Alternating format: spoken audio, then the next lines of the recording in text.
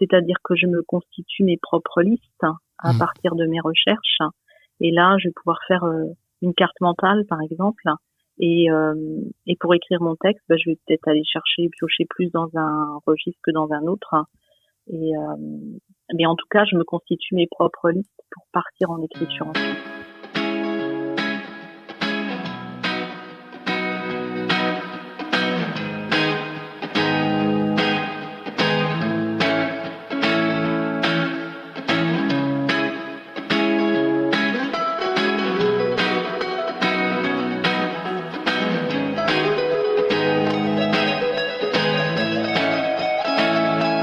Laurence vient, l'endroit d'où j'écris. À partir des bords de Loire, elle offre une attention particulière au présent et puise la poésie avant de la mettre en forme. Bonjour Laurence vient, merci de Bonjour faire partie Benjamin. de cette aventure pour expliquer l'endroit d'où j'écris. Je vais commencer par une question que j'ai posée à tout le monde. Où est-ce que tu te trouves en ce moment ? Alors en ce moment, je suis assise à mon bureau. C'est le bureau où tu écris ? C'est le bureau où je travaille, où j'écris parfois et où parfois je crée aussi. Enfin, c'est un lieu où je suis souvent. Est-ce que tu te souviens de comment tu es venue à l'écriture ? Oui, je me souviens comment je suis venue à l'écriture parce que l'écriture, en fait, elle est arrivée assez tardivement dans ma vie et elle est venue à partir de la découverte des haïkus. J'ai beaucoup lu les maîtres du haïku, Basho, Issa, Seki, et à partir de là, voilà, j'avais des images parce que je faisais beaucoup de photos à l'époque, notamment des photos de Loire, et, euh, et j'ai commencé par l'écriture de haïku. Et ensuite, tu Et as nourri ensuite, ton intérêt autour de d'autres lectures ou d'autres formes d'expression ? oui, alors moi j'ai toujours beaucoup aimé la poésie. Et voilà, je me suis nourrie, j'ai beaucoup lu, enfin j'ai continué à lire parce que je lis depuis longtemps. Et petit à petit, les haïkus ont été complétés par des poèmes. Et aujourd'hui, je dirais que j'écris plus de poèmes que de haïkus. Et parfois, c'est des haïkus qui viennent compléter des poèmes, ça arrive. Comment tu t'organises pour l'écriture ? Est-ce que tu as ton endroit fixe, une forme de rituel ? Alors, je n'ai pas d'endroit fixe. Par contre, j'ai des supports fixes. C'est-à-dire que avec moi, j'ai toujours un carnet, toujours une feuille. J'ai aussi un journal poétique que je tiens au quotidien. Et puis, sur mon téléphone, j'ai un outil indispensable, c'est le bloc-notes. Mmh. Et je crie souvent en itinérance, mais chaque fois que j'ai des bribes ou des images ou parfois c'est des paroles que j'entends autour de moi, et quand j'ai des phrases, des choses qui commencent à venir, je les note tout de suite. Parce que parfois il y a des phrases, malheureusement, si j'ai pas le temps de les noter, elles s'envolent, elles reviennent pas forcément. Donc j'ai toujours ces outils-là avec moi pour noter les choses voilà, que je prends comme ça au vol ou qui viennent à moi, qui me passent par la tête en fait. Comment tu t'organises à partir de ces notes ensuite ? Alors souvent oui, je pose mes notes. Parfois, alors ça m'arrive des fois, je reprends mes carnets, je reprends mon bloc-notes, je réécris voilà, je réécris, je retravaille le texte. Parfois, ce qui arrive aussi, c'est que de nouvelles bribes, alors c'est assez mystérieux, hein, des bribes qui arrivent comme ça vont faire écho à des choses que j'ai notées il y a longtemps. Et ça va, des fois, je vais faire cette synthèse des textes de choses qui n'ont rien à voir les unes avec les autres, mais qui vont se rencontrer à un moment donné. Mmh. Donc ça, je me pose pour faire ça. Et puis, il y a l'oral. C'est-à-dire que quand je pense être arrivée à un texte abouti, je l'enregistre. Alors là, j'ai aussi l'enregistreur vocal sur le téléphone, et j'écoute et je réécoute. Donc en fait, l'écrit, il est toujours lié à l'oral avec moi, enfin dans ma conception des choses, et je réécoute pour voir si les mots sonnent, si ça résonne. Au contraire, si les mots s'entrechoquent. Et je garde ce qui me convient après quand je sens que ça va au niveau de l'oral. Pour moi, la forme écrite, elle est bonne aussi en fait. Donc il y a d'abord une recherche d'une forme de musicalité. Alors c'est ce qui m'intéresse dans le langage, c'est à la fois ce qui va m'interroger sur l'instant que j'ai repéré, que je vis, ou une perception, une émotion. Ça peut être une image, ça peut être des choses que j'entends. Et après les mots, justement, c'est là le pôle matériel des mots qui m'intéresse. C'est comment mettre en mots, comment façonner en fait une perception du monde, la façonner justement à ma façon, et pour en faire quelque chose de nouveau, parce que je vais y mettre mes propres signes finalement. Donc oui, l'aspect matériel des mots pour moi il est important. Et d'ailleurs, quand en préparant et en recherchant un petit peu pourquoi j'en suis arrivée là aujourd'hui, je me dis qu'il y a des choses qui viennent de loin, parce que j'ai toujours lu, j'ai toujours aimé les mots. Et quand j'étais enfant, un des premiers textes qui m'a marqué, alors ça va pas être original du tout, hein, mais c'est le Harensort de Charles Cros. J'avais cette poésie à apprendre quand j'étais enfant. J'avais 6 ans, donc il y a des générations d'enfants qui ont appris ce poème. Hein. Mais c'est un poème qui a à la fois le fond est important. Il est un petit peu décalé d'ailleurs, et ça j'aime bien quand il y a des fois du décalage où il faut aller chercher la signification. Il faut faire le pas de côté pour trouver la signification. Mais la musicalité des mots, les rythmes, tout ça c'est important en fait. Et je m'aperçois que dans les œuvres qui m'ont marqué, les œuvres littéraires, il y a beaucoup d'œuvres littéraires où il y a à la fois le fond, mais il y a la forme et il y a la façon dont les mots se mettent les uns avec les autres et créent quelque chose d'un peu particulier au niveau sonore. Dans ton chemin d'écriture, on a bien situé les différentes phases. Matériellement, ces différentes phases se situent en plusieurs lieux. Comment tu t'organises pour joindre justement ces différentes phases en différents lieux? Alors oui, les différents lieux, donc il y a les bords de Loire, hein, ça, c'est un lieu important. C'est le lieu où je dirais je marche beaucoup, hein, le long des berges de la Loire. C'est là aussi où les mots vont parfois naître ou se mettre en forme ou se mettre ensemble, et après je me pose.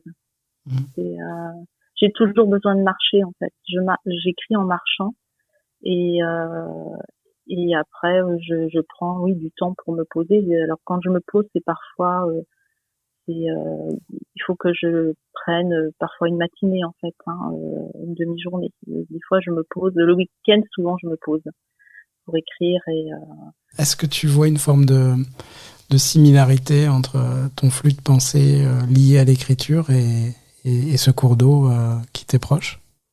Oui, alors c'est mystérieux quand même. Hein. Et parfois, je trouve que c'est.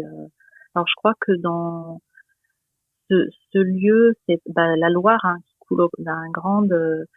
C'est un fleuve qui m'est cher parce qu'en fait, il me berce depuis que je suis née. Et je passais toutes mes vacances en fait en bord de Loire. Hein. Et d'ailleurs, j'aurais dû commencer par ça.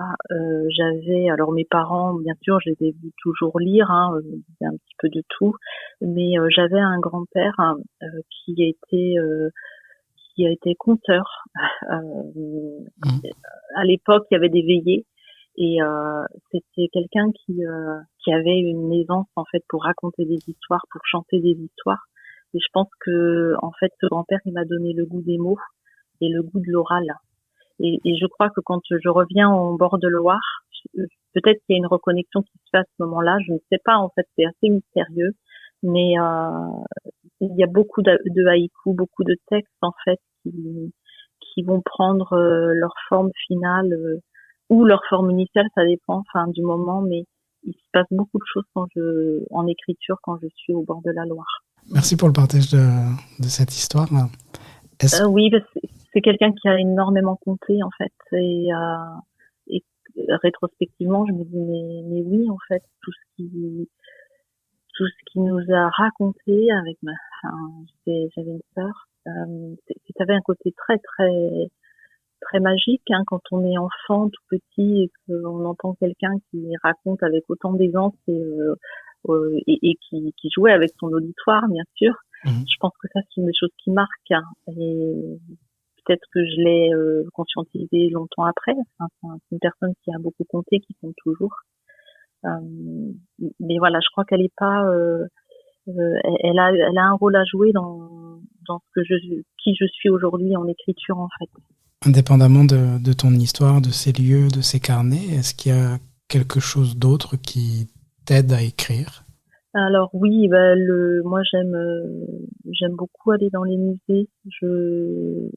Par exemple, là, quand j'ai découvert les haïkus, je me suis beaucoup intéressée aux estampes, hein, et je peux rester devant des heures devant une estampe, par exemple, et aller chercher les détails. Je crois que parfois je vais regarder les détails, et ça m'aide à écrire. C'est comme plonger dans un monde, finalement. Et puis ce que j'aime aussi, parce que je mets aussi beaucoup en forme plastique. Alors je suis autodidacte, hein, mais quand parfois à partir d'un texte, je vais mettre en forme sous la forme des livres pauvres ou de Leporello. J'aime bien créer un support qui met en valeur le texte. Ou parfois, ça m'arrive, là cette semaine, j'avais un texte dans mon journal poétique, un texte sur c'est bricoler les nuages, et pour le coup je me suis dit je vais reprendre un peu de cyanotype. Je crée aussi des objets poétiques. J'appelle ça les OPNI, hein, les objets poétiques non identifiés. Là actuellement je fais des kits de survie poétique, des chambres des merveilles. Ça ressemble à quoi, les kits de survie poétique? Alors, un kit de survie poétique, c'est un petit sachet dans lequel on trouve soit un vieux papier, soit un papier de reliure ancien. Et puis, dedans, je mets soit un poème que j'ai écrit, soit du poème, enfin des morceaux de poèmes de poètes oubliés que je tape à la machine et je découpe mot par mot. Et celui qui reçoit le kit de survie poétique, en fait, c'est comme un puzzle, il doit reconstituer le poème. Et puis, il y a une anti-sèche pour ceux qui bloquent. Voilà, ça j'aime bien parce que ça m'a permis, par exemple, une poétesse qui est assez oubliée, qui s'appelle Jeanne Borsal, qui a écrit de très beaux textes. Et parfois, je vais piocher dans ses poèmes, dans son recueil Les Versets du Soleil. Et je prends des bribes et je les mets dans mes kits de survie poétique. Donc ça m'amuse beaucoup. En fait, j'aime bien m'amuser aussi. Aujourd'hui, est-ce que, avec ton écriture, tu as un projet, une actualité qui sera partagée? Oui, j'ai donc un recueil, un deuxième recueil qui s'appelle, dont le titre est Libère le chant de la sève. Donc c'est un recueil que je qualifierais d'éco-poétique, dans lequel il y a des poèmes que j'ai écrits à différents moments, mais souvent dans mes balades à l'arboretum d'Angers. Et c'est des poèmes qui portent sur les arbres, sur le végétal. Il y a quelques textes qui sont issus des ateliers d'écriture d'ailleurs, que j'ai rajouté dans ce recueil. Et je cherche actuellement un éditeur. Donc j'ai quelques contacts, mais pour l'instant rien de précis. Et puis encore une fois, dans ce titre, il y a Libère. Et là aussi, il y a un jeu sur les mots. Libère, on peut penser à la liberté, hein, au niveau des sonorités. Mais Libère, c'est une partie de l'arbre, hein, qui se trouve entre l'écorce et le bois. Et autrefois, on écrivait sur le Libère de Tilleul, avant qu'il y ait le papier. Et Libère, c'est aussi l'ancêtre du mot livre.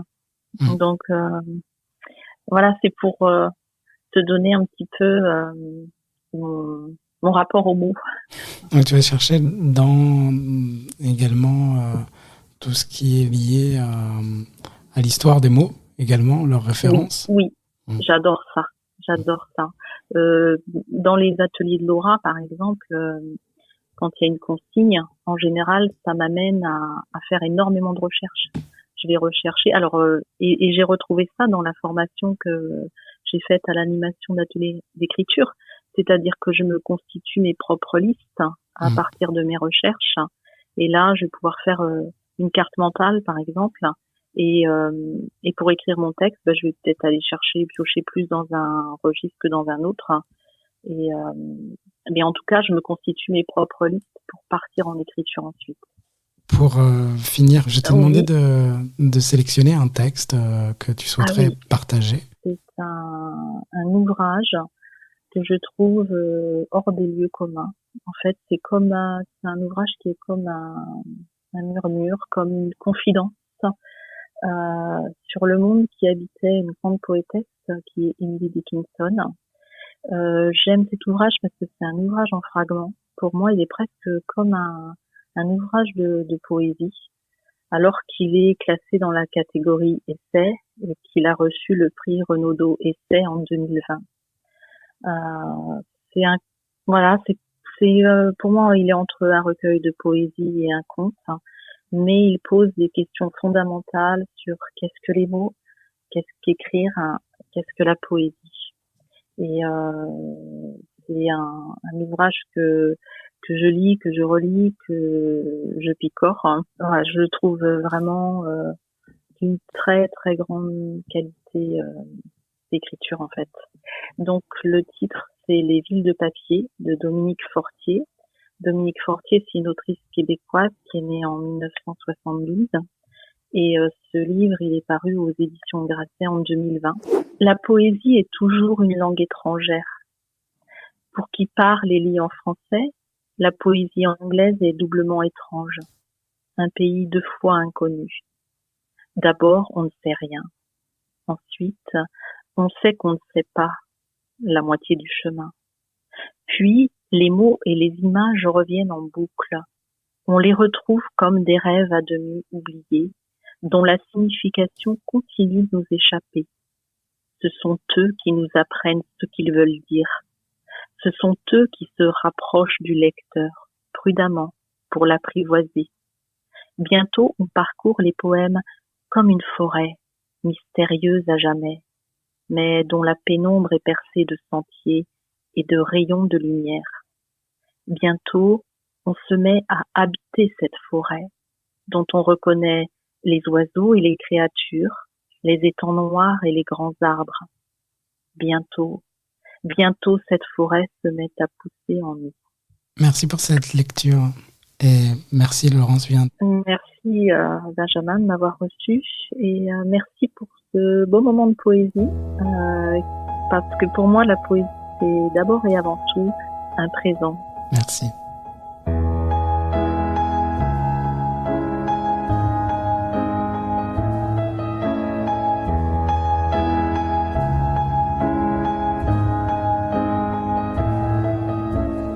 C'était Laurence Vien.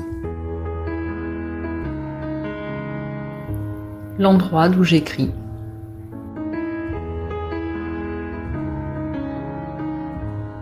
Une réalisation, Benjamin Milazzo.